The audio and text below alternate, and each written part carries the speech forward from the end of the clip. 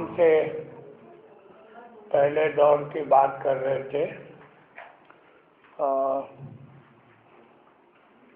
ہمیں اصل ہمارا مدعا جو ہے وہ قرآن میں دیے ہوئے حق ہیں کہ قرآن کے کیا حق دیے ہیں.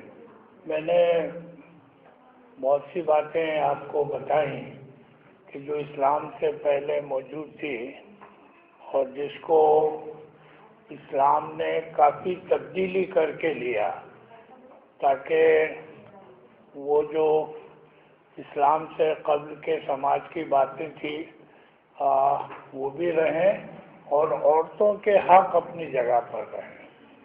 اب حقوق میں کیا باتیں آتی ہیں؟ شادی، طلاق، وراثت، ملکیت، بچوں کی کسٹڈی، مینٹیننس، یہ سب چیزیں حقوق میں آتی ہیں. اب آپ شادی کو لیجئے.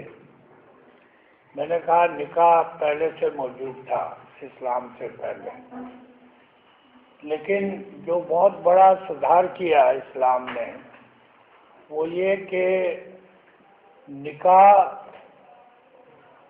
میں رضامندی کا حق عورت کو دیا.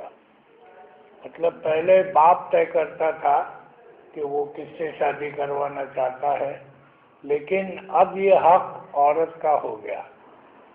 ایک تو یہ کہ شادی کو کانٹریکٹ قرار دیا، میثاقاً غلیظہ کا نام دیا قرآن نے کہ یہ مضبوط کانٹریکٹ ہے عورت اور مرد کے درمیان، باپ اور داماد کے درمیان نہیں بلکہ عورت اور مرد کے درمیان. عورت جس سے چاہے گی اسی سے نکاح ہوگا، باپ اسے مجبور نہیں کر سکتا. اور اس کے لیے یہ کیا کہ دو گواہوں کے سامنے اس کی رضامندی ضروری قرار دی. دو گواہ کے سامنے جب وہ کہے گی کہ مجھے فلاں سے شادی منظور ہے اور وہ دو گواہ قاضی کے سامنے آ کر کہیں گے تبھی وہ شادی ہو سکے گی. یہ بہت بڑی اور بنیادی تبدیلی تھی کہ یہ نہیں کہ باپ کہہ دے اس کی طرف سے کہ ہاں میری بیٹی کو منظور ہے. نہیں، باپ پر بھروسہ نہیں کیا جائے گا اس بات میں، اس لیے کہ وہ کسی سے اس کی زبردستی شادی کروا سکتا ہے. اس لیے دو گواہ کے سامنے اس کا کہنا ضروری ہے کہ میں فلاں فلاں سے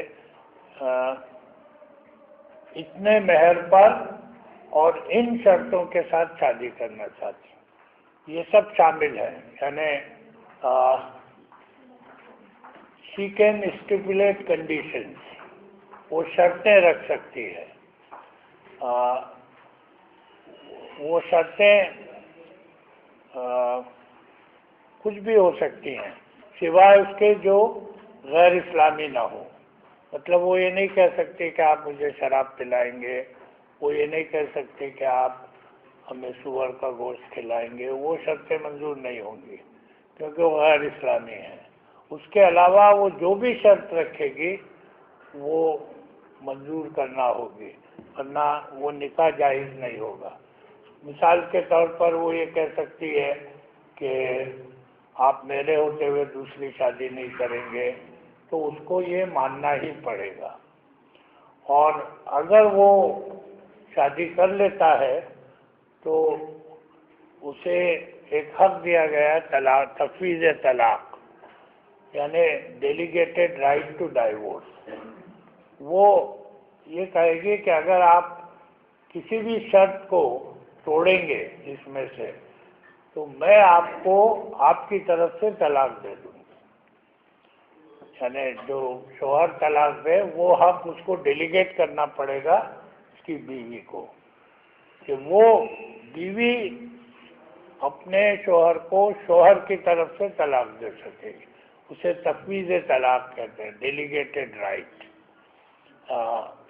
مطلب وہ خود وہ حق لے لے گی طلاق دینے کا، اگر وہ کوئی بھی شرط توڑے گا تو اگر وہ دوسری شادی کرتا ہے تو وہ خود اس کی طرف سے کہے گی میں طلاق دیتی ہوں، تو اس سے اس کا مہر بچ جائے گا۔ سب سے بڑا فائدہ یہ ہے کہ اور جو وہ شادی کرے گی تو پہلے مہر طے کرے گی۔ مہر اب باپ طے نہیں کرے گا، بیٹی طے کرے گی۔ وہ عورت ہی طے کرے گی کہ اس کی مہر کتنی ہوگی اور کس شکل میں ہوگی مہر، نقد روپوں میں ہوگی یا پراپرٹی کی شکل میں ہوگی۔ وہ کوئی مکان لے سکتی ہے مہر میں، وہ فکس ڈپازٹ لے سکتی ہے، شیئرز لے سکتی ہے، کوئی زمین لے سکتی ہے۔ یعنی مہر صرف یہ ضروری نہیں ہے کہ پیسوں میں ہی ہو، وہ پراپرٹی، شیئر، فکس ڈپازٹ، سونا چاندی اس شکل میں بھی ہو سکتی ہے کہ جب تک وہ حق ادا نہیں کرے گا وہ شادی جائز نہیں ہوگی۔ ابھی عام طور پر کیا ہوتا ہے کہ مہر کو 2 حصوں میں بانٹ دیا جاتا ہے، مہر معجل اور مہر موجل۔ مہر معجل یعنی جو فوراً ادا کر دی جائے وہ مہر، اور مہر موجل یعنی جس کے لیے وقت مقرر کر دیا جائے کہ اتنے سال کے بعد یہ مہر ادا ہوگی۔ یہ سہولیت کے لیے ہے، قرآن میں اس کا ذکر کہیں نہیں ملتا۔ ٹھیک ہے، اگر سہولیت کے لیے ہے تو کوئی بات نہیں، لیکن عام طور پر یہ ہوتا ہے پھر کہ وہ مہر موجل جو ہے یعنی جس کے لیے وقت مقرر کیا گیا ہے وہ معاف کروا لیتا ہے، جو صحیح نہیں ہے۔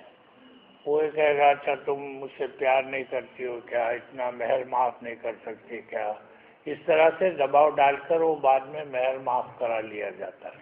اس لیے کوشش یہی ہونی چاہیے کہ شادی کے وقت پوری مہر ادا ہو جائے، وہ مہر معجل ہی رہے، مہر موجل نہ رہے۔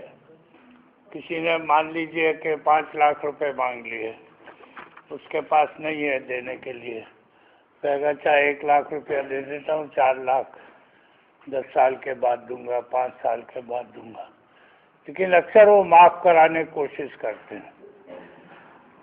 معاف نہیں ہونا چاہیے، اس لیے کہ وہ اس کا حق ہے، جو مہر طے ہو گیا وہ اسے ملنا ہی چاہیے۔ یہاں تک کہ اگر ہسبینڈ کی ڈیتھ ہو جاتی ہے مہر ادا کرنے سے پہلے تو وراثت تقسیم ہونے سے پہلے مہر کا پیسہ نکالنا ہوگا۔ مان لیجیے 5 لاکھ روپیہ باقی ہے دینا، تو اور وہ 10 لاکھ روپیہ چھوڑ کے گیا تو 5 لاکھ پہلے بیوی کو ادا ہوگا، پھر وراثت تقسیم ہوگی باقی کے بعد۔ اس حد تک اتنا امپورٹنس ہے مہر کا کہ اگر ادا کرنے سے پہلے موت ہو جائے تو پہلے مہر ادا ہوگی، پھر باقی جو بچے گا اس میں سے وراثت دی جائے گی۔ اس لیے مہر بہت امپورٹنٹ ہے، نکاح کا بہت امپورٹنٹ حصہ ہے، اور یہ ادا ہونا ہی چاہیے کسی بھی حالت۔ اور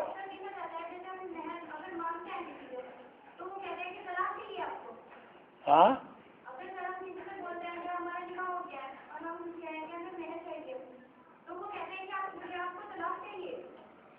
طلاق دے نہیں سکتا مہر ادا کیے بغیر۔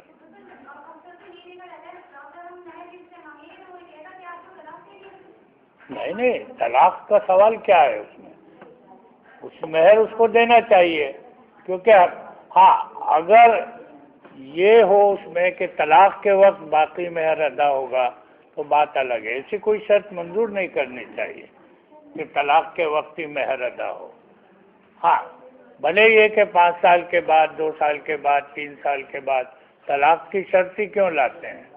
اور طلاق یہی ہوتی ہے، بہت سے ایسے معاملات آتے ہیں کہ جو یہی سمجھتے ہیں کہ جب طلاق دیں گے تبھی مہر دینا ہے ورنہ نہیں دینا ہے۔ اگر ایسا طے ہوا ہے تو الگ بات ہے، نکاح کے وقت اگر یہ طے ہوا ہے کہ، لیکن نکاح کے وقت طلاق کی بات ہی کیوں ہو؟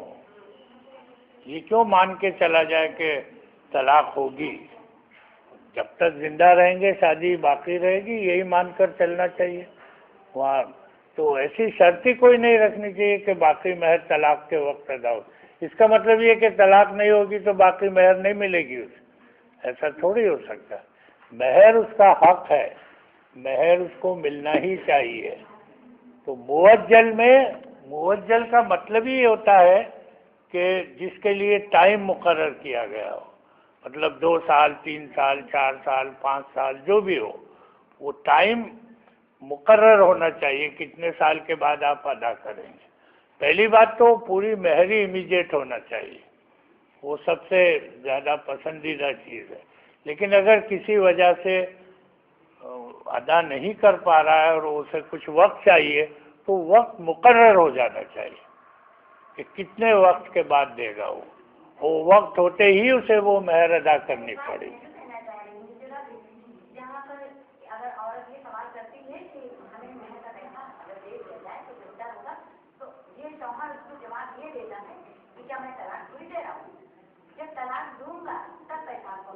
نہیں تو یہ جو تصور ہے وہی غلط ہے کہ ہاں تو ہمیں یہ کہنا چاہیے کہ ہمیں یہ شرط منظور ہی نہیں ہے کہ طلاق کے وقت. نہیں وہ الگ بات ہے، وہ تو غیر قانونی سب ہے. اب قتل کی سزا پھانسی ہے اور کوئی پھر بھی قتل کرتا ہے تو آپ کیا کر سکتے ہیں؟ وہ الگ بات ہے کہ دھکا مار کے نکال دیں یا شوہر اس سے مار پیٹ کرے یا طلاق دے دے، وہ سب غیر قانونی باتیں. قانون کیا ہے وہ میں آپ کو سمجھا رہا ہوں تاکہ آپ اپنا حق مانگ سکیں قانون کے اعتبار سے. دنیا میں سینکڑوں چیزیں غیر قانونی ہوتی ہے تو اس کے لیے ہم کچھ نہیں کر سکتے، لیکن جب عدالت میں جائے گا تو قانون کے مطابق لڑا جائے گا کہ یہ قانون تھا، اس قانون کو اس نے توڑا ہے، اس لیے اس کی سزا اس کو ملنی چاہیے. تو قانون یہ ہے کہ ایک حصہ مہر کا فوراً ادا کیا جائے، باقی حصہ اس کا وقت مقرر کر دیا جائے. 5 سال 10 سال 1 سال 1 مہینہ، جو بھی عورت چاہے وہ شوہر کے رضامندی سے. اس کو بھی سمجھنا ہوگا کہ شوہر کی پوزیشن کیا ہے. اگر واقعی شوہر 2-3 سال کے بعد ہی ادا کر سکتا ہے تو اس کو سمجھنا چاہیے کہ ٹھیک ہے، لیکن پھر وہ ادا نہ کرے اور معاف کروا لے، وہ غلط بات ہے. یا کچھ لوگ مرتے دم تک نہیں دیتے ہیں اور مرتے وقت کہتے ہیں کہ معاف کر دو، تو وہ غلط ہے. وہ عورت کا حق چھیننا ہے، اس کا مطلب یہ ہوا. تو جہاں باپ طے کرتا تھا اب لڑکی طے کرے گی اسلام کے مطابق، اور وہ جتنا وقت دے گی اتنے وقت میں ہی اس کو مہر ادا کرنا پڑے. یہ قانون ہے. پھر دیگر شرطیں وہ رکھ سکتی ہے، جیسے یہ کہ آپ میرے ہوتے ہوئے دوسرے شادی نہیں کریں گے، یا مجھے فلاں شہر میں رہنا پسند نہیں ہے، مجھے اس شہر میں رکھنا ہوگا، یا میں ساس سسر کے ساتھ نہیں رہوں گی، مجھے الگ مکان چاہیے. یہ سب شرطیں جائز شرطیں ہیں جو اسلام کے مطابق ہیں، اور ان شرطوں کو وہ منوا سکتی ہے.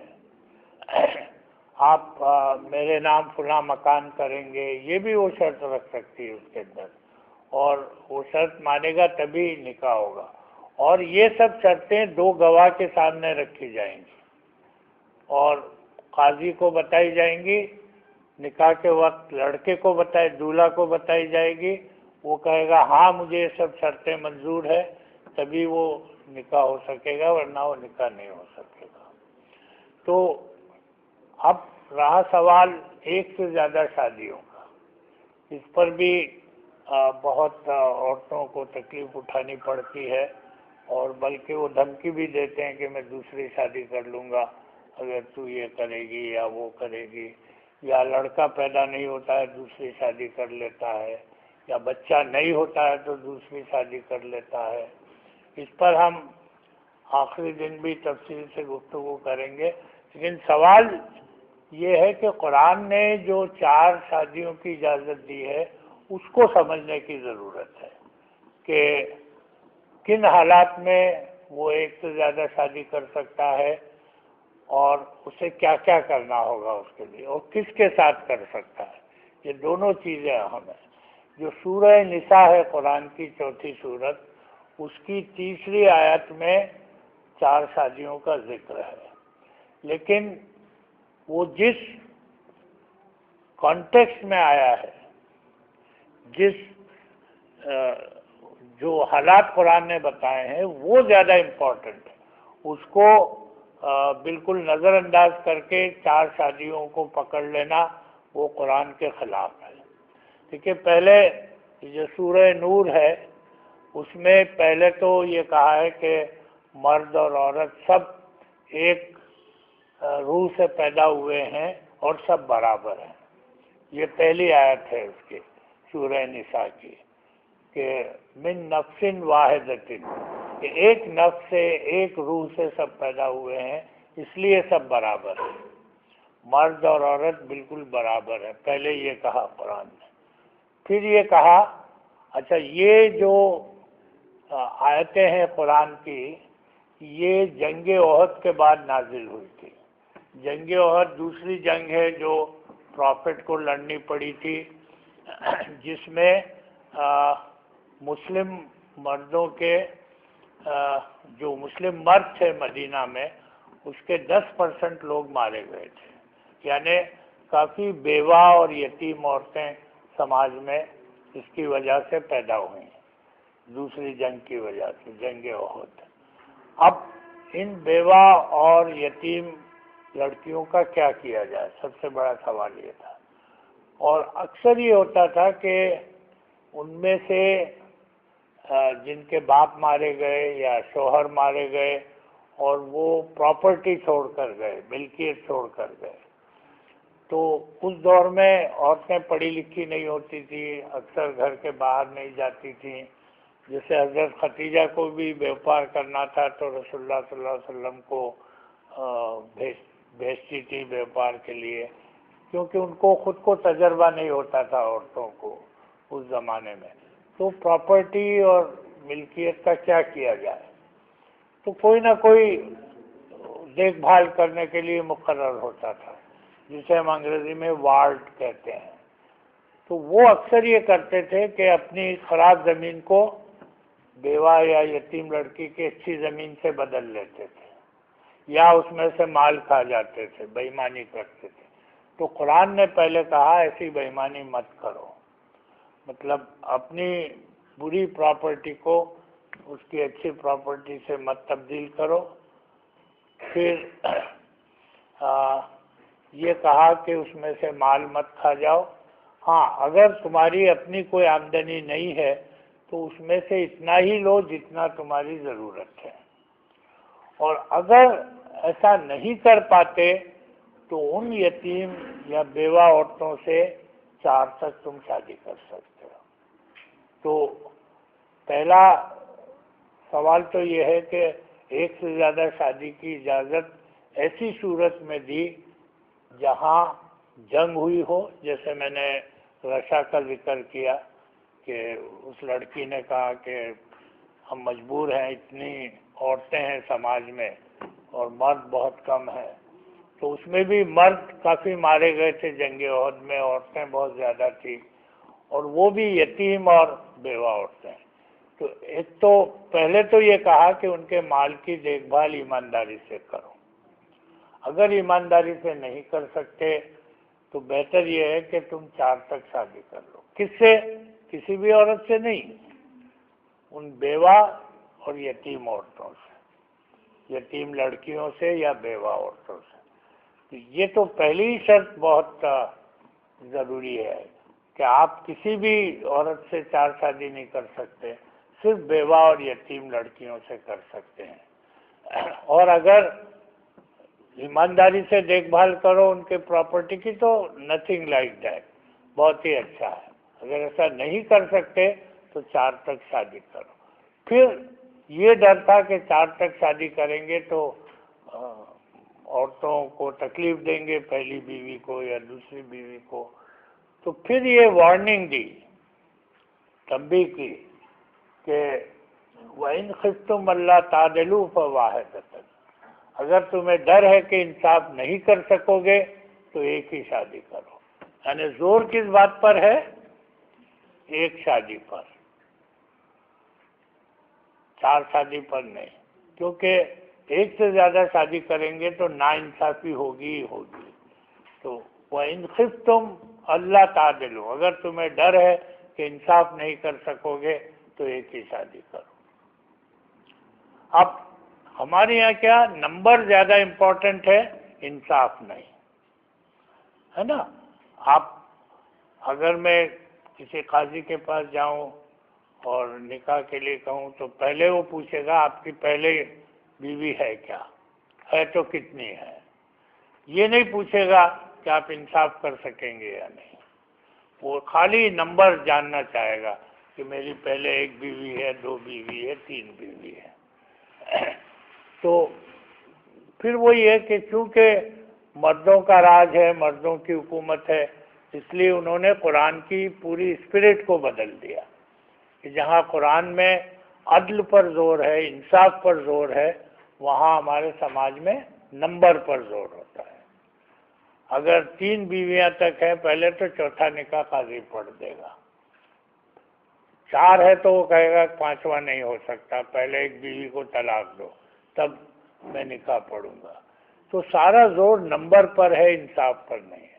پھر سوال یہ ہے کہ انصاف کے کیا معنی ہے، انصاف سے کیا مراد ہے، کیسے کس بات سے کہا جائے گا کہ ہاں انصاف ہو رہا ہے. عام طور پر علماء نے یہ کہا کہ انصاف اس صورت میں ہوگا کہ وہ اپنی 3 4 یا دونوں جو بھی جتنی بھی بیویاں ہیں اس کی، وہ ان کو سب کو برابر گزارا دے، مینٹیننس برابر دے سب کو. دوسرے سب کے ساتھ برابر وقت گزارے. یعنی اگر ایک بیوی کو 1 ہفتہ دے رہا ہے تو دوسری کو بھی 1 ہفتہ دینا ہوگا، تیسری کو بھی 1 ہفتہ دینا ہوگا. لیکن کچھ علماء ایسے ہیں جو ایک اور قرآن کی آیت ہے 129ویں سورہ نساء کی 129ویں آیت ہے، یہ تیسری آیت ہے جو میں نے آپ کو بتائی. سورہ نساء کی 129ویں آیت میں یہ کہا گیا کہ تم چاہو گے تو بھی انصاف نہیں کر سکو گے. ایسا نہ ہو کہ تم پہلی بیوی کو لٹکتا چھوڑ دو. وَلَا تَذَرُوهَا مُعَلَّقَةً، کہ پہلی بیوی کو لٹکتا مت چھوڑو. تم چاہو گے تو بھی انصاف نہیں کر سکو گے. تو اس پر یہ سوال اٹھا کہ آخر اتنا زور دے کر یہ کیوں کہا گیا کہ تم چاہو گے تو بھی انصاف نہیں کر سکو. تو بعض علماء نے کہا کہ انصاف اسی صورت میں ہوگا کہ جب برابر گزارا بھتہ دیا جائے، برابر وقت دیا جائے اور برابر محبت کی جائے. اور چونکہ برابر محبت کرنا 4 بیویوں سے یا دونوں بیویوں سے بہت مشکل کام ہے، اس لیے قرآن نے کہا کہ تم چاہو گے تو بھی انصاف نہیں کر سکو گے اور پہلی بیوی کو لٹکتا مت چھوڑو.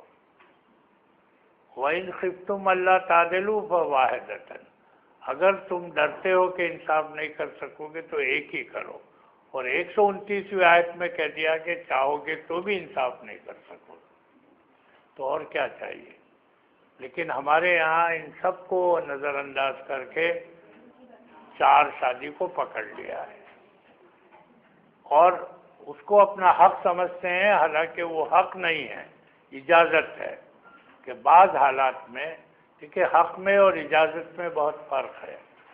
حق تو وہ پھر میرا حق ہے، میں اس کو حاصل کر ہی سکتا ہوں. لیکن اگر وہ محض اجازت ہے تو پھر حق نہیں ہے، بلکہ اگر حالات ایسے ہوں اور قانون اجازت دے تو میں کر سکتا ہوں. کہ دونوں میں یہ فرق ہے. تو ہمارے یہاں اس فرق کو بھی نہیں سمجھا جاتا اور عام طور پر یہ سمجھ لیا جاتا ہے کہ گویا وہ اس کا حق ہے 4 شادی کرنا. بالکل حق نہیں ہے. اور جہاں تک ممکن ہو مرد ایک ہی شادی کرے، ایک سے زیادہ نہ کرے. اور اگر ایک سے زیادہ کرتا ہے تو یہ سب شرطیں پوری کرنا ہوگی، جو بہت مشکل شرطیں ہیں، کیونکہ وہ برابر محبت کرنا تو دور کی بات ہے، وہ برابر وقت بھی نہیں دے پاتا دونوں یا چاروں کو، جو بھی ہو۔ وہ تو جو جوان ہوگی، خوبصورت ہوگی یا پیسے والی ہوگی، اس کو زیادہ وقت دے گا، اس کے دباؤ میں زیادہ آئے گا بجائے پہلی بیوی کے یا دوسری بیوی کے۔ دوسرے یہ کہ اولاد نہیں ہے اس لیے دوسری شادی کرے، قرآن نے کہیں نہیں کہا ہے، یا لڑکا پیدا نہیں ہوتا اس لیے دوسری شادی کرے، ایسا قرآن نے کہیں نہیں کہا۔ لیکن ہمارے سماج میں اکثر دوسری شادی انہی وجہوں سے ہوتی ہے، بچہ نہیں ہو رہا۔ اچھا بچہ نہیں ہو رہا ہے، اس وقت یہ بھی معلوم کرنے کی کوشش نہیں کی جاتی کہ کس کی وجہ سے نہیں ہو رہا، مرد کی وجہ سے نہیں ہو رہا یا عورت کی وجہ سے۔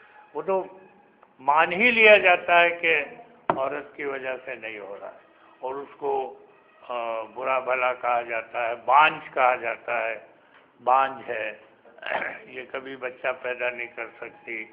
وہ ساس کہے گی کہ میرا بیٹا اولاد سے محروم ہے، اس لیے دوسری شادی کر لائے گی۔ تو یہ قرآنک گراؤنڈ نہیں ہے۔ قرآن نے کہیں یہ نہیں کہا ہے کہ بچہ نہ ہونے کی وجہ سے یا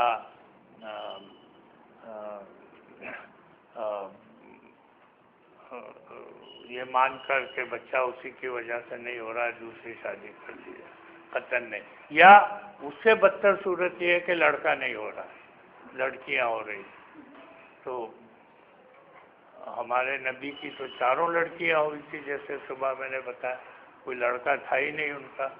تو یہ کوئی گراؤنڈ نہیں ہے قرآن میں دوسری شادی کرنے کا، جو ہمارے سماج میں ایسا اسی لیے ہوا ہے کہ پیٹریارکل سماج ہے، پروش پردھان سماج ہے، مردوں کی ڈومینیشن کا سماج ہے، اس لیے اس طرح سے وہ کرتے ہیں۔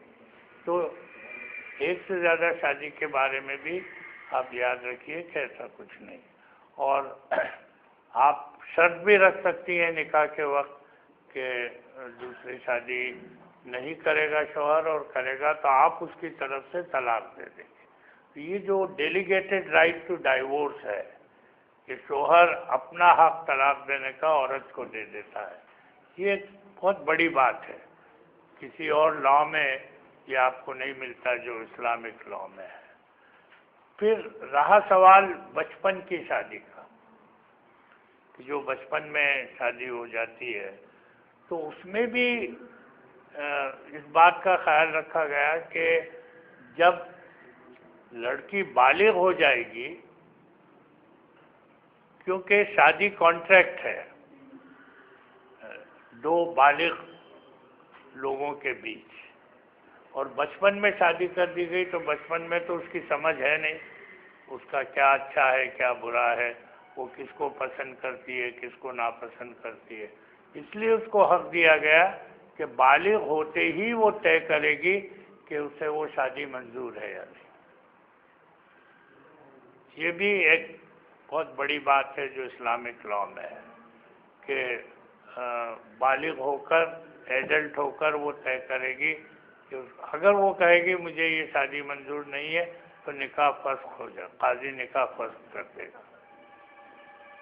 اس پر زبردستی نہیں کی، بات یہ نہیں کہہ سکتا کہ میری پریسٹیج کا سوال ہے، میں نے وعدہ کیا ہے، میں نے تمہیں نکاح میں دے دیا ہے اس لیے ماننا ہی پڑے گا، نہیں، یہ نہیں ہو سکتا۔ اگر عورت کہہ دے کہ مجھے شادی منظور نہیں ہے تو قاضی کو نکاح فسخ کرنا ہوگا، اور وہ 3 مہینے کی عدت پال کر دوسری شادی کر سکتی ہے۔ تو یہ بھی حق اسلام نے عورتوں کو دیا، اس کا بھی علم عورتوں کو نہیں ہوتا، اور جو بچپن میں شادی ہو گئی، خاص طور سے دیہاتوں میں، شہروں میں تو نہیں ہوتی آج کل، پڑھی لکھی عورتیں ہوتی ہیں، سمجھ